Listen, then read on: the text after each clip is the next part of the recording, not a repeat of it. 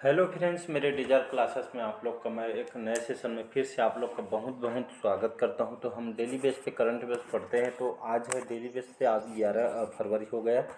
11 फरवरी से जितने भी करंट अफेयर से क्वेश्चन बनेंगे यहाँ से हम कवर करेंगे, जो आपके आने वाले एग्ज़ाम के लिए बहुत ही ज़्यादा इंपॉर्टेंट होने वाले हैं। बैक टू बैक बहुत सारे एग्ज़ाम आने वाले हैं, तो उसके लिए भी बहुत ही ज़्यादा इंपॉर्टेंट है। कोई भी एग्ज़ाम का अगर प्रिपरेशन कर रहे हो, SSC, railway, UPSC, PSC, state का एग्ज़ाम हो चाहे आपका सेंट्रल गवर्नमेंट का, तो सभी एग्ज़ाम पे इम्पोर्टेंट है करंट अफेयर्स।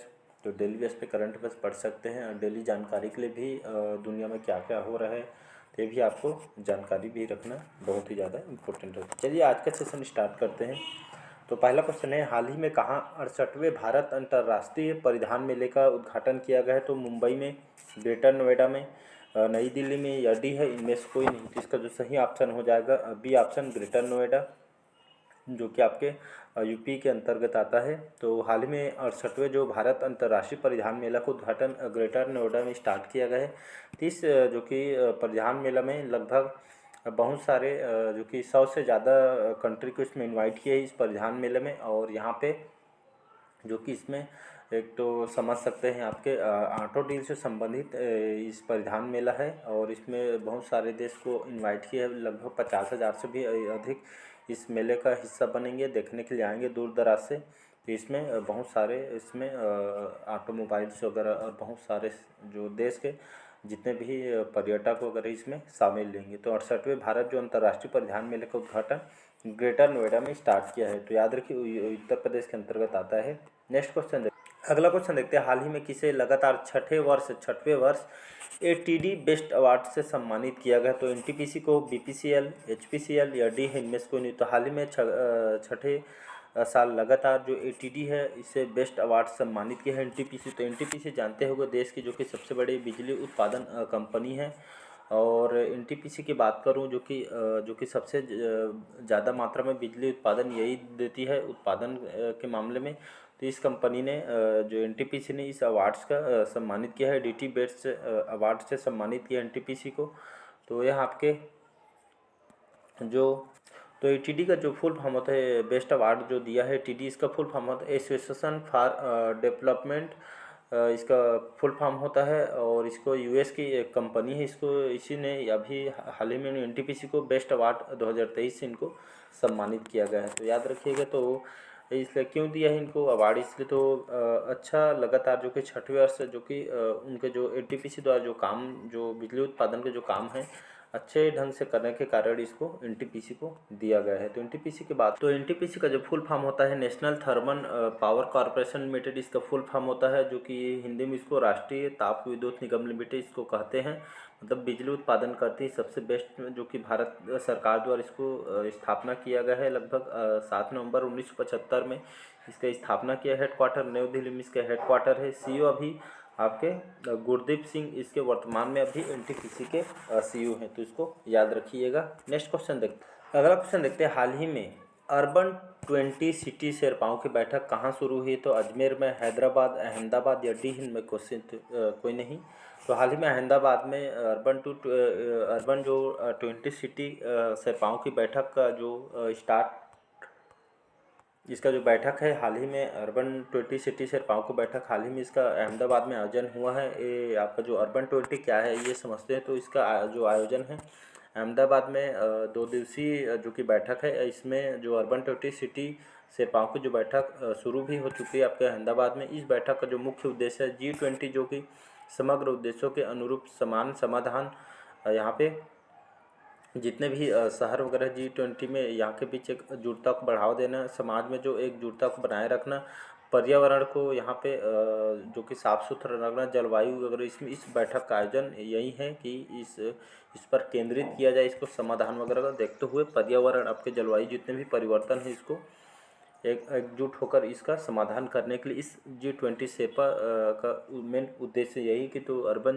20 जो सिटी शेरपाओं की जो बैठक हाल ही में अहमदाबाद में शुरू किया गया है। तो इसी उद्देश्य इस बैठक का आयोजन किया जा रहा है। तो जी इस 2 दिवसीय बैठक का जो आयोजन है अहमदाबाद में किया जा रहा है। तो याद रखिएगा। नेक्स्ट अगला क्वेश्चन देखते हैं, हाल ही में हिमाचल प्रदेश के जो मुख्यमंत्री ने कहाँ हिमाचल प्रदेश निकेतन का शिलान्यास किया है? तो दिल्ली, शिमला, धर्मशाला या डी है इनमें से कोई नहीं। तो हाल ही में हिमाचल प्रदेश के जो नए नियुक्ति हैं मुख्यमंत्री पूछा जाएगा आपके एग्जाम के लिए। तो हिमाचल प्रदेश के नए मुख्यमंत्री हैं आपके सुखविंदर सुक्खू जी, याद रखेंगे।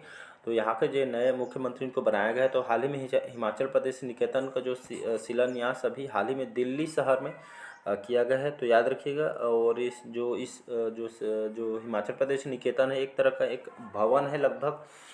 इस भवन में लगभग 81 जो कि रूम पे बनाया जा रहा है। जो साल 2025 तक इस भवन को बनाने का भी लक्ष्य रखा है। इस जो कि इसका 81 इस भवन एक जो निकेतन है एक भवन है, इसमें लगभग 81 रूम इसमें बनाए जाएंगे और दिल्ली के द्वारका में इसको बनाया जा रहा है।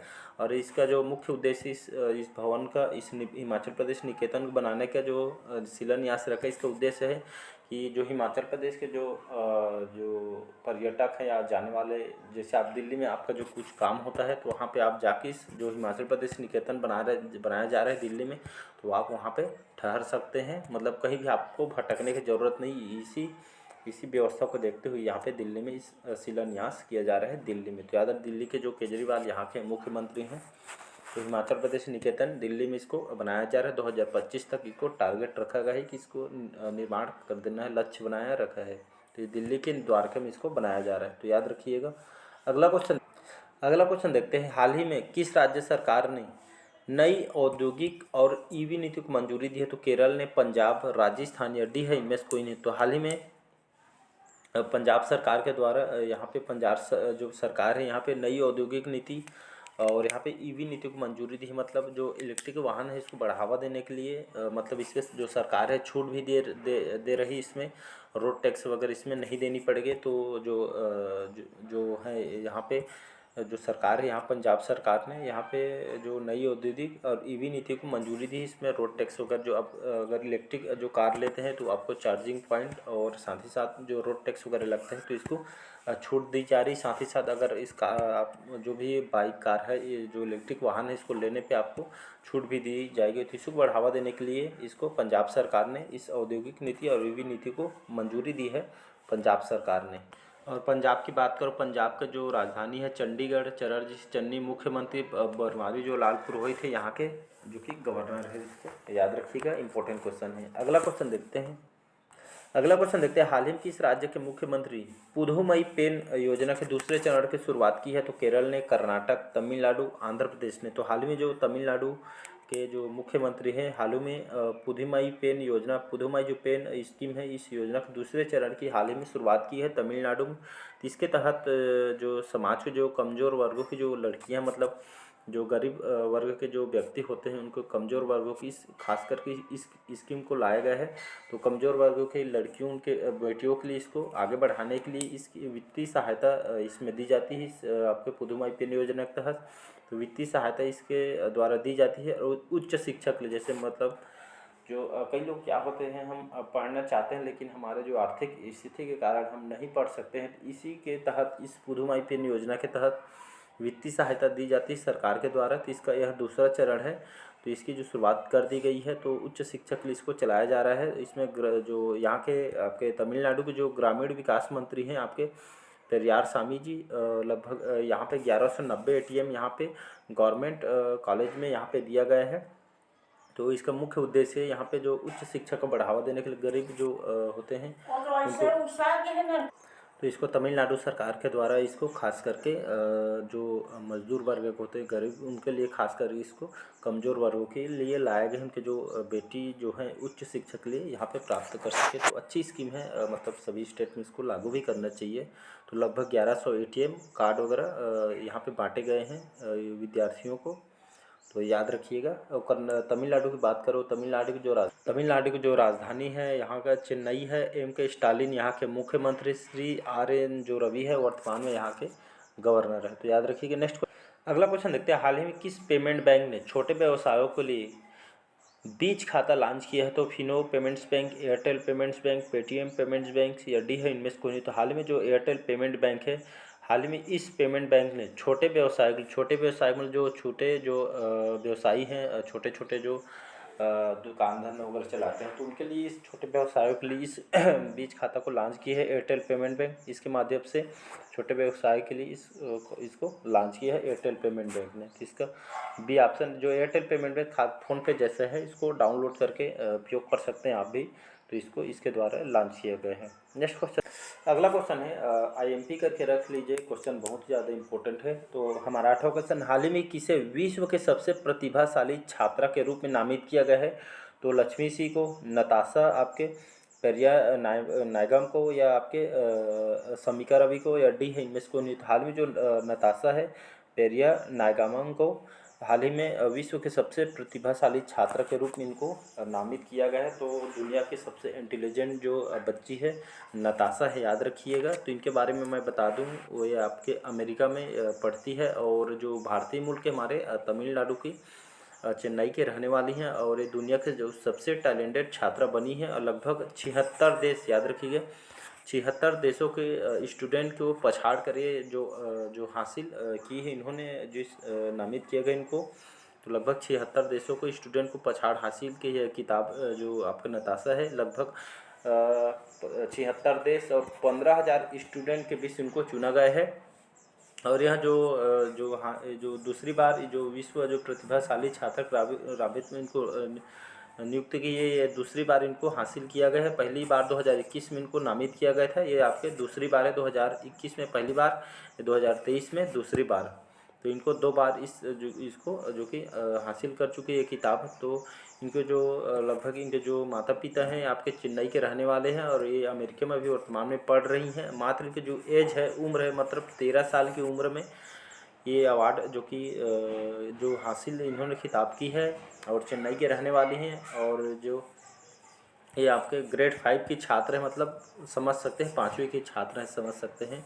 तो आपके ग्रेड 5 की छात्रा है और मात्र इनकी जो एज है 13 साल की है और आपके भारतीय मूल के हैं, चेन्नई के रहने वाले हैं। तो याद रखिए इंपॉर्टेंट क्वेश्चन, ये आपके दूसरी बार इन्होंने इस किताब को हासिल किया है। कहाँ के रहने वाले हैं? तो चेन्नई के। मात्र इनके जो एज है 13 साल की एज है। तो इसका बी ऑप्शन नताशा आपका पेरियान गायम को नाम को याद रखिएगा, जिसका बी ऑप्शन सही हो जाएगा। नेक्स्ट क्वेश्चन, अगला क्वेश्चन देखते हैं, हाल में यूपीआई पर क्रेडिट कार्ड को सपोर्ट करने वाला भारत का पहला ऐप कौन सा बना है? तो मोबीक्विक, गूगल पे, पेटीएम, या डी है इनमें से कोई नहीं। तो हाल ही में यूपीआई पर जो क्रेडिट कार्ड को सपोर्ट करने वाला भारत का जो पहला ऐप कौन सा बना है? तो आपका मोबीक्विक बना है, याद रखिएगा।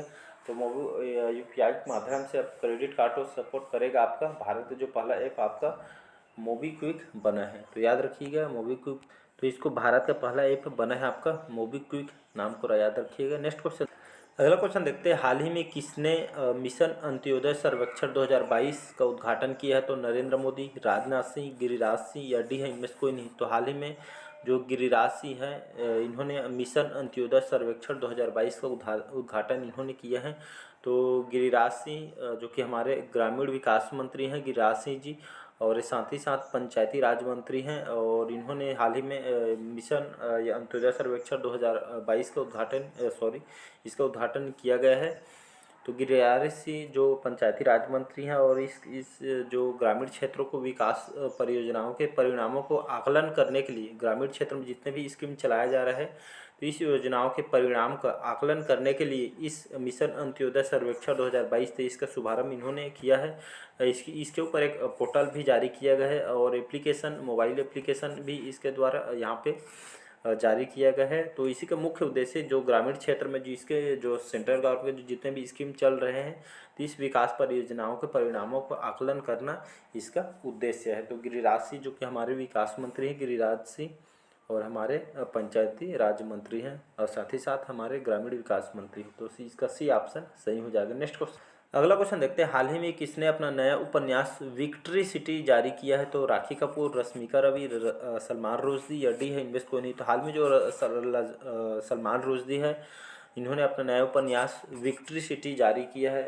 जो कि इनके बारे में बता दूं, सलमान रुश्दी जो कि ब्रिटिश भारतीय उपन्यासकार हैं और जो कि एक निबंधकार भी हैं। तो याद रखिएगा एक ब्रिटिश भारतीय उपन्यासकार और संधि ही साथ एक निबंधकार भी हैं। इनके जो उपन्यास है विक्ट्री सिटी को जारी किया है। तो इसका सी ऑप्शन याद रखिएगा। अगला क्वेश्चन देखते हैं, हाल ही में किस देश ने 18 वर्ष से अधिक आयु के लोगों को कोविड-19 वैक्सीन 5वीं खुराक देने की घोषणा की? तो फ्रांस, ऑस्ट्रेलिया, अमेरिका या डी है इनमें से कोई नहीं। तो हाल ही में ऑस्ट्रेलिया देश ने लगभग 18 वर्ष के जो अधिक 18 साल के ऊपर जो अधिक आयु के जो लोगों को कोविड-19 वैक्सीन की जो 5वीं खुराक देने की हाल ही में घोषणा की गई है। तो ऑस्ट्रेलिया में इसको इस जो कि जारी किया गया इस 5वीं खुराक है कोविड-19 का 18 वर्ष से ऊपर के लोगों को इसको दिया जाएगा। तो ऑस्ट्रेलिया की बात करो, ऑस्ट्रेलिया आपका जो कि कंट्री ओसेनिया कंट्री में आती है और इसकी जो कैपिटल है कैनबरा यहाँ की कैपिटल है।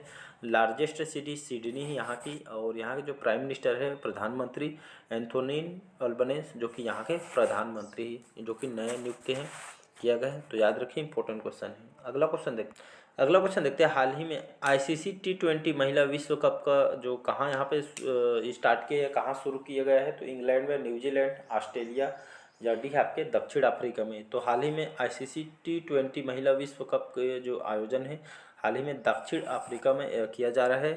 तो ये आपके आईसीसी T20 महिला विश्व कप है जिसका जो आयोजन है दक्षिण अफ्रीका में किया जा रहा है। तो याद रखिएगा।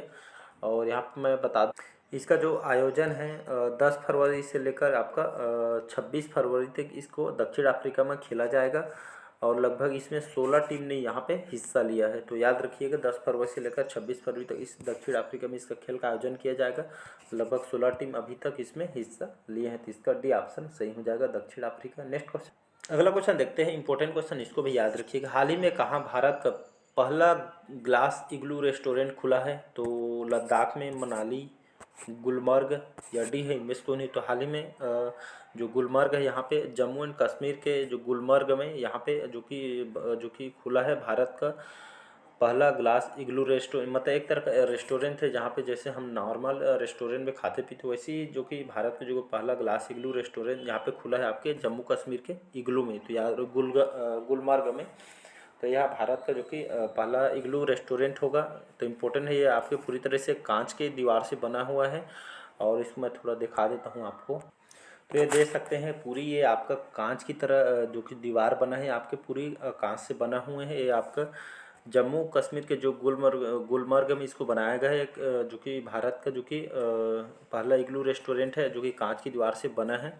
और यहाँ पे जो पर्यटक वगैरह इसमें इसका बहुत देखने लायक नज़ारा है।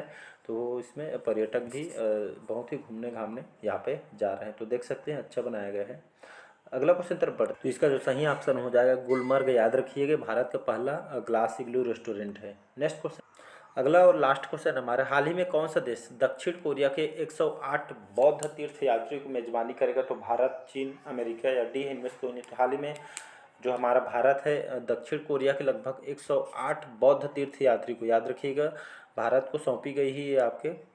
तो कोरिया के लगभग दक्षिण कोरिया के 108 बौद्ध तीर्थ यात्रियों को मेजबानी करेगा। मतलब जो भारत है दक्षिण कोरिया के लगभग 108 बौद्ध तीर्थ यात्री को यहाँ पे मेजबानी करेगा। मतलब जितने भी तीर्थ यात्री है बौद्ध तीर्थ यात्री को यहाँ पे भारत यहाँ पे लगभग 43 दिनों में 1100 किलोमीटर पैदल यहाँ पे यात्रा कराया जाएगा जितने बौद्ध तीर्थ यात्री हैं उनको। तो दक्षिण कोरिया के 108 बौद्ध तीर्थ यात्री हैं, इनको भारत के द्वारा इस तीर्थयात्री को यहाँ पे घुमाया जाएगा। तो लगभग 43 दिनों में 1100 किलोमीटर इनको पैदल घुमाया जाएगा। तो इसका जो ऑप्शन हो जाएगा ए ऑप्शन, भारत सही आंसर हो जाएगा। तो इसको मेज़बानी भारत को दिया गया है। तो आज का जो सेशन कैसा लगा कमेंट करके ज़रूर बताइए। अगर पहले बार आएंगे तो चैनल को सब्सक्राइब करके रख लीजिएगा ताकि आप तक नोटिफिकेशन पहुँच पाए। तो चलिए मिलते हैं अगले करंट अफेयर्स में। बस आज के लिए इतना ही। Thank you.